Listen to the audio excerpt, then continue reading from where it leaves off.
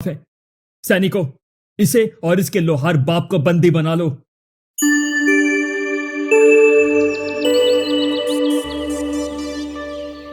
सूर्यगढ़ की एक तंग गली, दोपहर की तपिश और ऊपर से लोहे की भट्टी की गर्मी, चारों तरफ राख और धुआं है। भानु लोहार पसीने में लथपथ है, पर उनके हाथ कांप रहे हैं। उसका साथ दे रही है माया, जिसका चेहरा कोयले की राख से बिल्कुल काला हो चुका है, पर उसकी आंखों में एक अजीब सा जुनून है। माया बेटी, बस कर, इतनी गर्मी में तेरा दम घुट जाएगा, मुझे दे दे। नहीं बाबा, आप बैठिए। आज अगर ये 10 तलवारें तैयार नहीं हुई तो चित्रा के नए जोड़ों का पैसा कहाँ से आएगा? तभी चित्रा दरवाजे पर आती है, अपने चेहरे को दुपट्टे से ढकते हुए। उसके चेहरे पर नफरत है। उफ, इतनी बदबू है यहाँ। माया, तुम बिल्कुल भूतनी लग रही हो। कम से कम घर के बाहर तो मत निकलना, लोग डर जाएंगे। लोगों का क्या है चित्रा, उन्हें तो बस चमक पसंद है, पर याद रखना ये तलवार इसी आग से निखरती है। बेटी, थोड़ा पानी पी ले। नहीं बाबा, काम पहले, ये आग ही मेरा नसीब है। माया फिर से लोहे पर टूट पड़ती है। भट्टी की तपन से दूर घर के ठंडे कोने में चित्रा आईने के सामने बैठी है। मेज पर सस्ती मगर चमकीली चूड़ियां और उपटन बिखरा है। बाहर से माया के हथौड़े चलने की ठक ठक सुनाई दे रही है। वाह, आज तो मेरी त्वचा बिल्कुल चांदनी जैसी चमक रही है। चित्रा, थोड़ा पानी दे देगी? बहुत प्यास लगी है। ए, पास मत आना, देखो अपनी शक्ल बिल्कुल कोयला हो गई है। मुझसे पानी मांग रही हो, मेरे हाथ गंदे हो गए तो? चित्रा बेटी, वो तेरी बड़ी बहन है, वो तेरे लिए ही तो भट्टी में जलती है। तो मैंने कहा था क्या, इसका रंग पहले ही तवा जैसा था, अब राख से रही सही कसर भी पूरी कर दी है। ये तो लोहार की नौकरानी लगती है, मेरी बहन तो नहीं लगती। कोई बात नहीं बाबा, इसका रूप ही इसका घमंड है, इससे काम मत कराइए। हाँ, वैसे भी मेरे हाथ मखमल जैसे हैं, हथौड़ा चलाने के लिए नहीं, राजकुमार का हाथ थामने के लिए बने हैं। सूरज ढल रहा है। माया थकी हारी भट्टी के पास बिखरा लोहा समेट रही है। अचानक एक तेज गरम चिंगारी उड़कर उसकी आंख के पास लगती है। दर्द इतना तेज है कि माया की आंखों से बड़े बड़े आंसू टपकने लगते हैं। आह, मेरी आंख, बाबा, बहुत जलन हो रही है। माया, क्या हुआ बेटी? रुक, मैं ठंडा पानी लाता हूँ। माया दर्द से कहराती है और अपना हाथ चेहरे पर रखती है। उसका एक आंसू उसकी कलाई पर बंधे पुराने कपड़े को भिगोते हुए नीचे स्वर्ण पद निशान पर गिरता है। क्या हुआ अब? इतना शोर क्यों मचा रखा है? तभी माया की कलाई से एक अलौकिक सुनहरी रोशनी फूटती है। पूरी झोपड़ी सूरज जैसी चमक से भर जाती है। चित्रा की आंखें चौंधिया जाती है। ये क्या है माया? तेरे हाथ से ये रोशनी कैसे निकल रही है? कुछ नहीं चित्रा, बस भट्टी की आग की चमक होगी। नहीं माया, ये आग नहीं थी, ये तो वही दिव्य निशान है जो तेरी माँ ने बताया था। सुनहरा निशान? इसका मतलब माया के पास कोई अनोखी शक्ति है। ये काली कलाई इतनी चमक कैसे सकती है?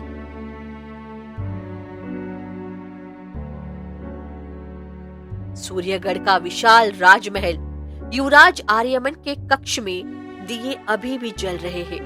वो बालकनी में खड़े चांद को देख रहे हैं। ये कैसी बेचैनी है? ऐसा लगता है जैसे कोई मुझे पुकार रहा है, कोई अपना। तभी उनके मित्र और सेनापति विक्रम अंदर आते हैं। युवराज, इतनी रात गए जाग रहे हैं, कल शिकार पर जाना है, विश्राम कीजिए। विक्रम, क्या तुम्हें कभी ऐसा लगता है कि तुम अधूरे हो? जब भी मैं आंखें बंद करता हूं मुझे एक सुनहरे कमल की झलक दिखती है और एक दर्द महसूस होता है। लगता है ब्रह्म ऋषि की बात आपके दिमाग से निकल नहीं रही। उन्होंने कहा था ना, पिछले जन्म का कर्ज। विरह का श्राप, एक चिड़िया को घायल करने की सजा इतनी बड़ी। क्या वाकई कोई ऐसी कन्या है जिसके पास वो स्वर्ण पद्म निशान है? धैर्य रखिए, अगर निशानी सच्ची है तो नसीब खुद उसे आपके पास सामने लेकर आएगा। नहीं विक्रम, मैं और इंतजार नहीं कर सकता। कल मैं खुद भेष बदलकर गांव की गलियों में जाऊंगा। मुझे महसूस हो रहा है कि वो यहीं कहीं है। अगली सुबह राज दरबार में एक भारी सन्नाटा छा गया जब बुद्ध ऋषि अपनी तपस्या तोड़कर वहां पहुंचे। राजा और युवराज आर्यमन ने उनका आशीर्वाद लिया। ऋषिवर, युवराज की उम्र बीती जा रही है पर कोई रिश्ता ठीक से बैठ नहीं रहा। आखिर इसका कारण क्या है? राजकुमार आर्यमन कोई साधारण पुरुष नहीं है। पिछले जन्म में इन्होंने एक पाप किया था, एक प्रेमी पक्षी के जोड़े को अलग किया था। उसी का दंड है कि ये इस जन्म में अपनी प्रियतम को पहचान नहीं पा रहे। तो क्या मैं हमेशा अकेला रहूंगा ऋषिवर? नहीं युवराज, उस पक्षी ने मरते वक्त तुम्हारे प्रेम को एक निशानी दी थी। उस कन्या की कलाई पर स्वर्ण पद्म होगा। जब तक वो निशान तुम्हारी आंखों के सामने नहीं चमकेगा, तुम्हारा श्राप नहीं मिटेगा। मैं उसे कैसे पहचानूंगा? क्या वो कोई राजकुमारी होगी? जरूरी नहीं, वो राख में भी हो सकती है और मिट्टी में भी। पर याद रखना, वो निशान सिर्फ सच्चाई के आंसुओं से ही अपनी दिव्य रोशनी छोड़ता है। ऋषि की बातें सुनकर आर्यमन की उम्मीद और बढ़ गई। विक्रम, तैयारी करो। कल सुबह सूरज निकलने से पहले हम साधारण व्यापारी के भेष में। युवराज आर्यमन ने रेशम छोड़कर साधारण सूती कुर्ता पहना और अपने चेहरे पर पतला सा साफा बांध लिया। उनके साथ विक्रम भी एक सेवक के भेष में था। विक्रम, आज मुझे युवराज मत कहना। आज मैं सिर्फ एक व्यापारी हूँ जो शहर की रूह को ढूंढने निकला है। समझ गया मित्र, पर सावधान रहिए, ये गलियां महल जैसे सुरक्षित नहीं है। दोनों गांव के बाजार में पहुंचे। आर्यमन की नजरें हर लड़की की कलाई पर जा रही थी, पर हर जगह सिर्फ कांच की चूड़ियां या खाली हाथ दिखाई दे रहे थे। हर तरफ वही भीड़, वही शोर। ऋषिवर ने कहा था कि वो रात में भी हो सकती है, पर कहां? युवराज, देखिए वहां, उस कोने से लोहे की पीटने की आवाज आ रही है और बहुत धुआं निकल रहा है। शायद वहां कोई लोहार की दुकान हो। लोहार की दुकान? इतनी गर्मी में कोई कन्या भला वहां क्या करेगी? फिर भी चलो देखते हैं। मेरे दिल की धड़कन वहां की तरफ खींच रही है। भानु लोहार की भट्टी से निकलता काला धुआं पूरी गली में फैला हुआ था। आर्यमन और विक्रम दुकान के थोड़ा करीब पहुंचे। धुएं के गुब्बार के पीछे से एक सांवली लड़की की परछाई दिख रही थी। विक्रम, देखो, इस भारी गर्मी में भी कोई इतनी मेहनत कैसे कर सकता है? लगता है कोई मजदूर है। चलिए युवराज, आगे बढ़ते हैं। यहाँ धुएं के सिवा कुछ नहीं मिलेगा। तभी अचानक हवा का रुख बदला। भट्टी की राख उड़कर सीधा माया की आंखों में चली गई। बाबा, मेरी आंख में राख चली गई है। जैसे ही आंसू निशान से टकराए, धुएं के उस काले गुब्बार के बीच से एक सुनहरी रोशनी फूटी। विक्रम, वो देखो, वो रोशनी वही है। ये क्या चमत्कार है? धुएं के बीच सूरज कैसे निकल आया? आर्यमन ने आगे बढ़ने की कोशिश की, लेकिन धुएं की वजह से उन्हें माया का चेहरा साफ दिखाई नहीं दे रहा था। सिर्फ उन्हें एक सांवला हाथ और उस पर चमकता वो दिव्य निशान नजर आया। सुनो, कौन हो तुम? क्या तुम्हारे हाथ से ये रोशनी निकल रही थी? उसने तुरंत अपना हाथ अपनी पुरानी साड़ी के आंचल से ढक लिया और तेजी से आर्यमन ने धुएं के बीच उस रोशनी का पीछा करने की पूरी कोशिश की, पर माया तब तक झोपड़ी के अंधेरे कोने में छुपकर जा चुकी थी। तूने देखा विक्रम, वो कोई साधारण आग नहीं थी, वो वही निशानी थी। हाँ मित्र, मैंने भी देखा, पर वो लड़की, वो तो धुएं में गायब हो गई। क्या आपने उसका चेहरा देखा? नहीं, सिर्फ उसकी परछाई और वो दिव्य हाथ देखा मैंने। राख और धुएं ने सब धुंधला कर दिया था। भानु लोहार बाहर आया। साहब, यहाँ बहुत धुआं है, आप लोग दूर हट जाइए, कहीं कपड़े ना गंदे हो जाएं। भाई, अभी जो कन्या यहाँ थी वो कौन थी? उसकी कलाई पर मैंने कुछ देखा। वो मेरी बेटी है।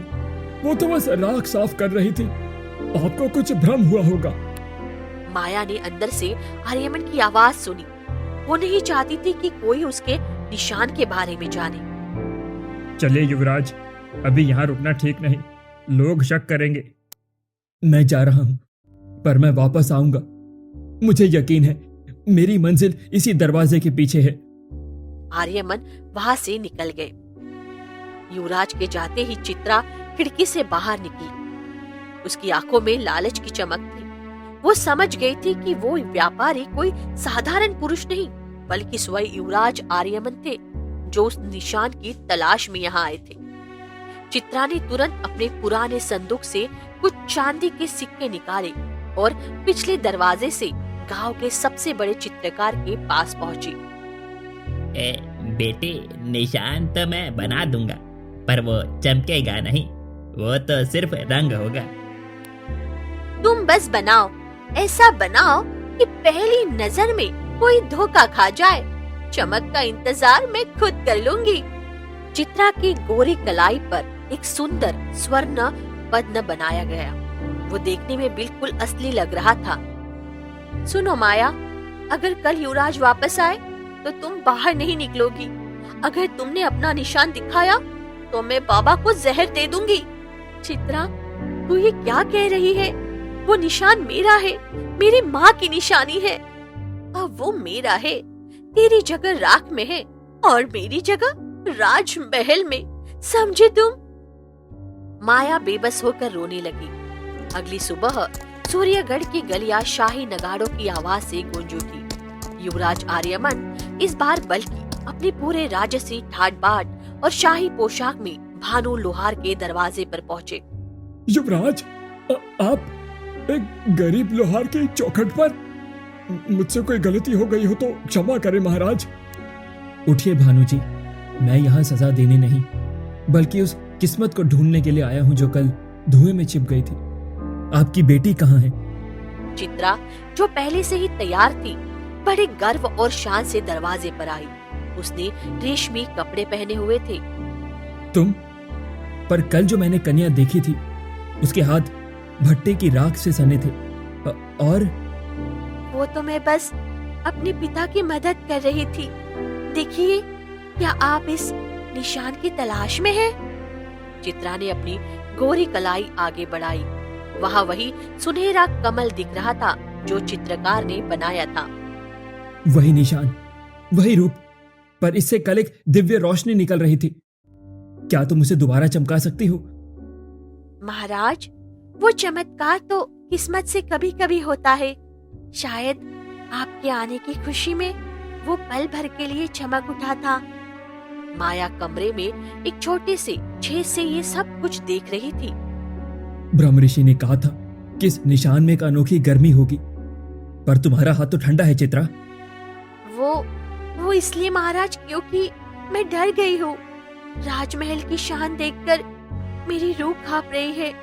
क्या आप मुझ पर विश्वास नहीं करते? विश्वास तो करना चाहता हूँ, क्योंकि ये निशान वैसा ही है जैसा मैंने धुएं में देखा था, पर कल उसमें जो कशिश थी वो। युवराज, लड़की सुंदर है और निशान भी ठीक वैसा ही है। शायद धुएं में आपको कुछ ज्यादा ही दिख गया होगा। भानु लोहार कोने में खड़ा था। उसको सब पता था। महाराज, चित्रा ही वो मेरी बेटी है जिसके हाथ में ये निशान जन्म से है। आप इसे महल ले जाइए। माया झोपड़ी की दहलीज पर बैठी सब सुन रही थी। उसने देखा कि कैसे आर्यमन ने चित्रा का हाथ पकड़कर उसे रथ पर बिठाया। उस पल माया का दिल टूट गया। युवराज, आप मेरी बहन की सुंदरता में इतने खो गए हैं कि आपने उसकी आंखों का झूठ ही नहीं देखा। वो निशान चमकेगा नहीं, क्योंकि वो सच्चाई से नहीं, लालच से बना है। ठीक है चित्रा, आज से सूर्यगढ़ की होने वाली रानी है। चलो विक्रम, राजमहल में उत्सव की तैयारी करो। रथ निकल गया, धूल उड़ी और माया के सांवले चेहरे पर जम गई। रथ के जाने के बाद घर में अजीब सा सन्नाटा छा गया। भानु लोहार जमीन पर बैठकर रो रहा था, पर माया की आंखों में आंसू सूख चुके थे। बेटी, मुझे माफ कर दे। मैंने तेरी किस्मत तेरी ही बहन के हाथों बिकते हुए देखी, पर मैं कुछ ना कर सका। नहीं बाबा, मत रोइए। चित्रा बहन खुश है तो मैं भी खुश हूँ। राजमहल में उसका जीवन संवर जाएगा। तभी राजमहल का एक सैनिक वापस आया। उसके हाथ में एक शाही फरमान था। लोहार, युवराज ने आदेश दिया है कि चित्रा के साथ उसकी एक सेविका भी महल जाएगी। चित्रा ने तुम्हारी बड़ी बेटी माया का नाम लिया है। मुझे? पर चित्रा तो मुझसे नफरत करती है। नहीं बेटी, मत जा। वो तुझे वहां अपमानित करेगी। जाऊंगी बाबा। अगर मैं वहां नहीं गई तो चित्रा का झूठ पकड़ा जा सकता है। माया ने अपना पुराना फटे पुराने कपड़ों का थैला उठाया और सैनिक के पीछे चल दी। उसने अपनी कलाई पर वो निशान एक मोटे कपड़े में बांध लिया। युवराज, मैं आपके पास आ रही हूँ, पर आपकी रानी बनकर नहीं, आपकी सेविका बनकर। मेरा प्रेम सिर्फ आपकी खुशी में है, चाहे वो मेरे बलिदान से ही क्यों न मिले। राजमहल के विशाल दरबार को फूलों और दियों से सजाया गया। चारों तरफ शहनाई गूंज रही है। राजा और रानी ने चित्रा को देखा और उसकी सुंदरता से प्रभावित हो गए। आर्यमन ने पूरे राज्य के सामने विवाह की घोषणा कर दी। आज हम बहुत खुश हैं। युवराज का श्राप अब खत्म होने वाला है। चित्रा, तुम्हारी कलाई का ये निशान हमारे वंश की रक्षा करेगा। जी महाराज, मैं सूर्यगढ़ की सेवा के लिए तैयार हूँ। माया दरबार के एक कोने में दबे पांव खड़ी थी। उसके पुराने कपड़े और सांवला रंग शाही चमक के बीच अलग ही दिख रहा था। चित्रा ने इशारे से उसे पास बुलाया। देखा माया, सब मेरे सामने झुक रहे हैं। अब जल्दी से मेरे कक्ष में चलो। मुझे डर है कि पसीने से निशान का रंग उतर न जाए। चित्रा, तुम्हारी सेविका कितनी शांत है। इसका चेहरा हमेशा राख से क्यों ढका रहता है? ओह महाराज, ये तो मेरी पुरानी नौकरानी है। ये बहुत शर्मीली और बदसूरत भी है, इसलिए चेहरा छुपाए रखती है। आप इस पर ध्यान मत दीजिए। बदसूरत? पता नहीं क्यों, पर इसकी आंखों में मुझे वही दर्द दिखता है जो मेरे सपनों में है। आर्यमन की बात सुनकर माया ने तुरंत अपनी नजरें नीचे कर ली। चित्रा ने जल्दी से आर्यमन का ध्यान भटकाया। राजमहल का शाही कक्ष। माया वहां एक कोने में खड़ी है, जहां हर तरफ रेशम और सोने की ही चमक है। चित्रा आईने के सामने बैठी अपनी कलाई को ध्यान से देख रही है। उसके चेहरे पर घबराहट है, क्योंकि चित्रकार का बनाया निशान हल्का पड़ने लगा था। माया, जल्दी यहाँ आओ। देखो, ये निशान यहाँ से फीका पड़ रहा है। अगर कल सुबह तक ये मिट गया तो मेरा क्या होगा? बहन, मैं कब तक इसे रंगती रहूंगी? एक न एक दिन तो सच सामने आएगा ही। चुप रहो, तुम्हें वही करना है जो मैं कहूँ। चलो जल्दी से वो सुनहरा रंग निकालो जो हम लाए हैं। माया बेमन से चित्रा की कलाई पर रंग लगाने लगती है। तभी बाहर से कदमों की आवाज आती है। युवराज आर्यमन बिना किसी सूचना के कक्ष में दाखिल होते हैं। माया घबराकर पीछे हट जाती है और अपना हाथ कपड़े में छुपा लेती है। चित्रा, इतनी रात गए तुम जाग रही हो, और तुम्हारी ये सेविका ये यहाँ क्या कर रही है? वो महाराज, मेरी थोड़ी तबीयत ठीक नहीं थी तो माया बस मुझे उपटन लगा रही थी। तुम हमेशा अपना चेहरा ढककर क्यों रखती हो? क्या राजमहल में तुम्हें डर लगता है? नहीं महाराज, मैं बस एक साधारण सी लड़की हूँ। मेरी जगह आपके सामने नहीं, आपके पैरों की धूल में है। इसका स्वर कितना परिचित लगता है, जैसे सदियों पहले मैंने इसकी यही आवाज सुनी हो। आर्यमन ने एक कदम माया की तरफ बढ़ाया, लेकिन चित्रा ने तुरंत उनका हाथ थाम लिया। विवाह का शुभ दिन करीब आ गया। महल में ब्रह्म ऋषि का आगमन होता है। उनकी आंखें सच्चाई और झूठ के बीच का अंतर पहचानने में माहिर है। जैसे ही चित्रा दरबार में प्रणाम करने आती है। युवराज, क्या यही वो कन्या है जिसके हाथ में स्वर्ण पद है? जी ऋषिवर, इसने मुझे वही निशान दिखाया जो मैंने आपको बताया था। बेटी, अपनी कलाई आगे बढ़ाओ। इस दिव्य निशान का स्पर्श हर पाप को धो डालता है। मुझे इसे छू कर देखने दो। ऋषिवर, वो आज मेरा व्रत है। शास्त्रों के अनुसार विवाह से पहले कोई भी पुरुष, चाहे वो ऋषि ही क्यों ना हो, मेरी कलाई को नहीं छू सकता। धर्म का ज्ञान अच्छा है, पर दिव्यता छुपाई नहीं छुपती। आर्यमन, मुझे इस कन्या की आंखों में वो प्रकाश नहीं दिख रहा जो स्वर्ण पद की स्वामिनी में होना चाहिए। ऋषिवर, आपको क्या संदेह है? मैंने खुद धुएं के बीच इस निशान की चमक देखी है। धुआं अक्सर आंखों को धोखा देता है राजकुमार। सच्चाई वही है जो धूप में चमके। ऋषि की बातें सुनकर चित्रा के पसीने छूटने लगे। वो डर गई कि कहीं निशान का रंग न निकल जाए। वो लड़की कौन है? वो हमेशा अपने हाथ कपड़े में क्यों छुपाए रखती है? वो एक बदकिस्मत नौकरानी है ऋषिवर। उसका हाथ जल गया है, इसीलिए वो उसे छुपाए रखती है ताकि आप जैसों को घिन ना आए। ब्रह्म ऋषि ने कुछ नहीं कहा, पर उनकी गहरी नजरें माया के चेहरे को पढ़ने की कोशिश कर रही थी। उन्हें पता था कि खेल अभी खत्म नहीं हुआ है। राजमहल का मंडप सुगंधित फूलों और धूप बत्ती से पवित्र महक रहा था। अग्निकुंड में पवित्र आग जल रही थी। युवराज आर्यमन शाही लिबास में मंडप में बैठे हैं, पर उनका मन अशांत है।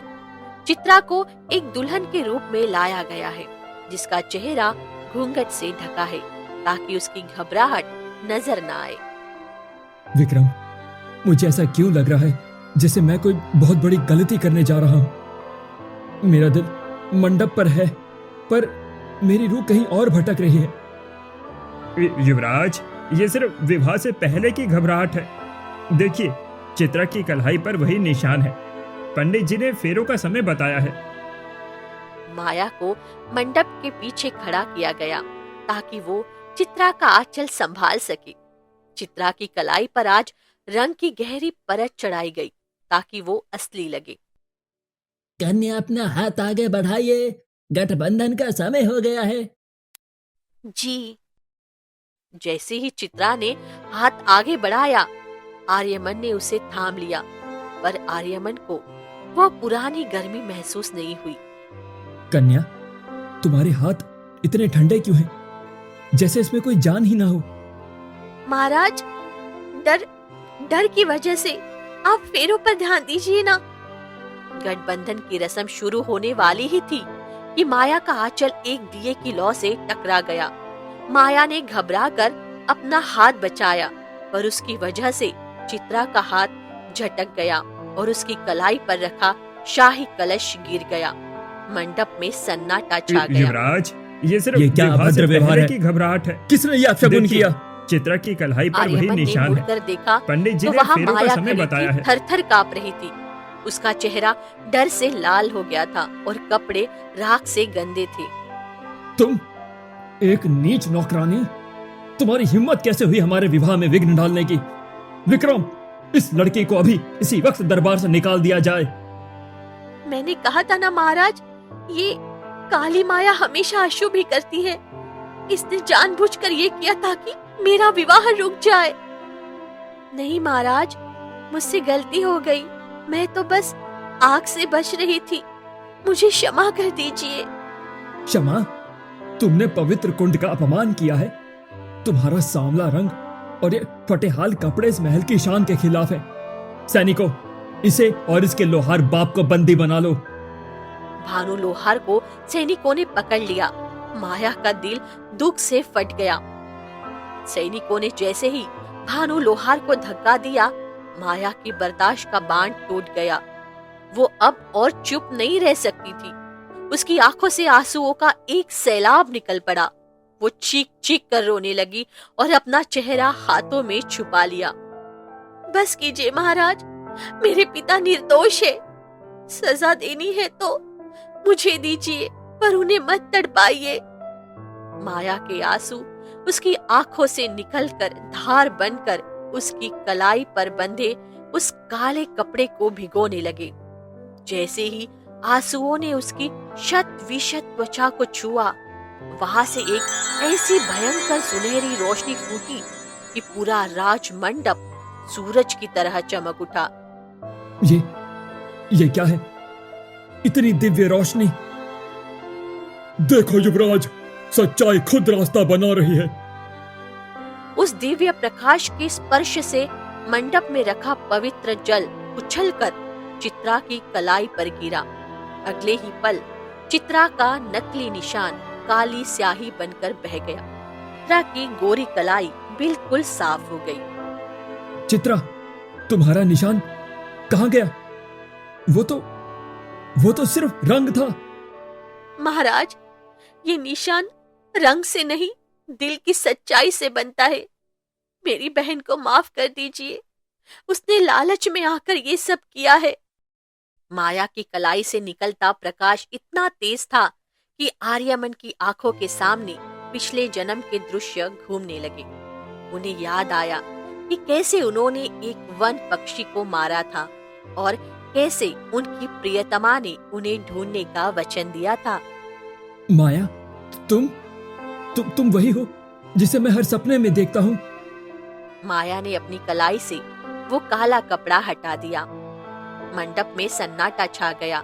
हर किसी की नजर माया की उस चमकती कलाई पर है, जिससे निकलने वाला सुनहरा प्रकाश आर्यमन के चेहरे को निहार रहा था। आर्यमन के दिमाग में सदियों पुरानी यादें किसी बिजली की तरह कौंध रही है। उन्हें वो वन याद आया, वो पक्षी और वो दर्द भी। मेरा सर फटा जा रहा है। वो आवाज, वो रोना।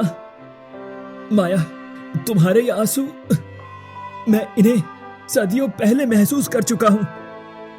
युवराज, अपनी स्मृतियों को मत रोकिए। यही वो कन्या है जिसके लिए आपने सातों जन्म का इंतजार किया है। इसकी सच्चाई ही आपका श्राप मिटा सकती है। आर्यमन ने धीरे से माया की तरफ कदम बढ़ाए। उनकी आंखों में अब क्रोध नहीं, बल्कि पश्चाताप के आंसू थे। उन्होंने माया का वही हाथ थामा जो राख से काला था, पर अब वो हाथ उन्हें दुनिया का सबसे पवित्र एहसास दे रहा था। मैं कितना अंधा था। मैंने रूप को देखा, पर उस रूह को नहीं पहचान पाया जो मेरे खातिर भट्टी में जल रही थी। माया, मुझे क्षमा कर दो। मैंने तुम्हारा बहुत अपमान किया। महाराज उठिए, आपका कोई दोष नहीं। मेरा तो भाग्य ही लोहे और राख से जुड़ा था। मुझे बस खुशी है कि आपने मुझे पहचान लिया। नहीं, ये नहीं हो सकता। ये निशान मेरा होना चाहिए था। लालच का कोई निशान नहीं होता चित्रा। तुमने सिर्फ एक राजकुमार को नहीं, बल्कि अपनी बहन के पवित्र प्रेम को भी धोखा दिया है। राजमहल का मंडप अब एक नई ऊर्जा से भर चुका था। राजा और रानी ने आगे बढ़कर माया को गले लगाया। उन्हें एहसास हो गया था कि उनके वंश की असली रानी कोई सुंदर दिखने वाली कपटी लड़की नहीं, बल्कि ये पवित्र आत्मा है। युवराज, इस कन्या ने अपने त्याग से हम सबकी आंखें खोल दी हैं। आज से माया सिर्फ एक लोहार की बेटी नहीं, सूर्यगढ़ की कुल वधू है। माया, क्या तुम मुझे एक मौका दोगी?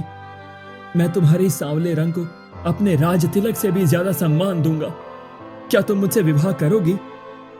महाराज, मैंने तो सदियों पहले ही अपना मन आपको दे दिया था। आज मेरी माँ का आशीर्वाद सच हो गया। आर्यमन ने तुरंत चित्रा की तरफ रुख किया, जो मंडप के कोने में शर्मिंदगी से सर झुकाए खड़ी थी। चित्रा, तुमने जो किया उसके लिए तुम्हें कड़ी सजा मिलनी ही चाहिए थी, पर माया की ममता के कारण मैं तुम्हें सिर्फ देश निकाला देता हूं। तुम्हें सूर्यगढ़ छोड़कर जाना होगा। मुझे क्षमा कर दीजिए, लालच ने मेरी बुद्धि भ्रष्ट कर दी थी। भानु लोहार की बेड़िया खोल दी गई। आर्यमन ने खुद उनके पांव छुए, जिससे पूरा दरबार चकित रह गया।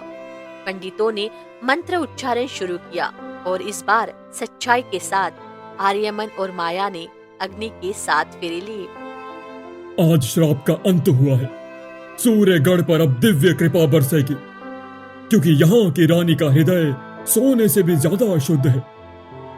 विवाह संपन्न हुआ। माया के चेहरे पर अब राख नहीं बल्कि एक अनोखी चमक थी। पूरा राज्य झूम उठा। लोगों ने देखा कि कैसे एक काली कहलाई जाने वाली लड़की ने अपने गुणों और सच्चाई से सूर्यगढ़ की सबसे सम्मानित रानी बनने का सफर तय किया है। हमेशा याद रखना माया, स्वर्ण पद सिर्फ तुम्हारी कलाई पर नहीं, तुम्हारे हर आंसू और हर बलिदान में है। माया और आर्यमन बालकनी में खड़े हुए, जहां पूरा सूर्यगढ़ उनका स्वागत कर रहा था।